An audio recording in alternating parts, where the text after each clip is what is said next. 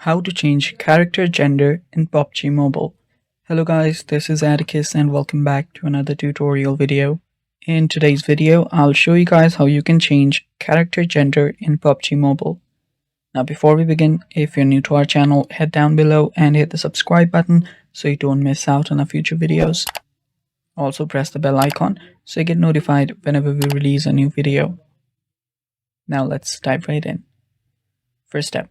What you'll need to do is you'll need to go to your inventory from the main lobby. So this is the lobby right here. To go to your inventory, you'll find the inventory option at the bottom right. Tap on it. So if you're on any special character like I'm on mine, you cannot change the gender of the special character.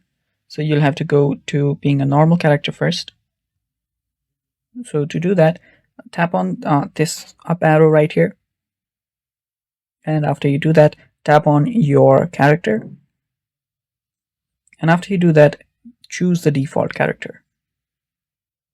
Tap on OK. And you will be switched to your default character. Now, if you're already on your default character, you are good to go.